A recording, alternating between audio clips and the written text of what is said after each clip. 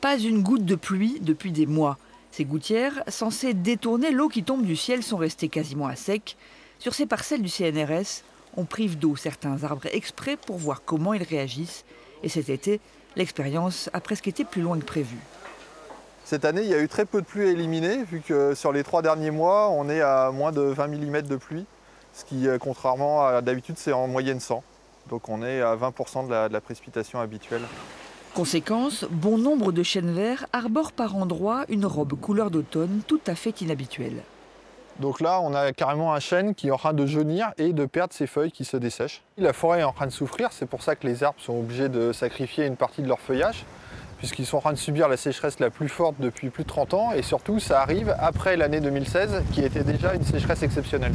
Donc là, on a vraiment 2 années consécutives avec une sécheresse très forte. Dans ce labo à ciel ouvert, on augmente artificiellement le manque de pluie pour savoir à quoi la flore locale pourra ressembler dans 30 ans. La sécheresse de ces 2 dernières années donne déjà une petite idée.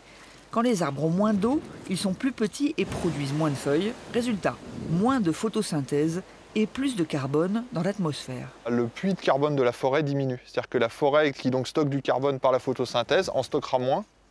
Et donc typiquement, par exemple, cette année, depuis la mi-août, la forêt est devenue source de carbone. C'est-à-dire qu'au lieu de fixer du carbone par photosynthèse, elle en réémet dans l'atmosphère.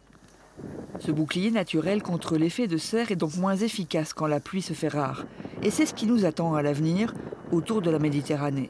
Mais l'espoir est quand même de mise, car le chêne vert n'est pas du genre à se laisser abattre. Les chercheurs se sont aperçus que s'il avait sacrifié une partie de ses feuilles, dans celles qui lui restent là, le taux d'humidité n'a pas bougé. Bref, cette forêt souffre, mais ne meurt pas.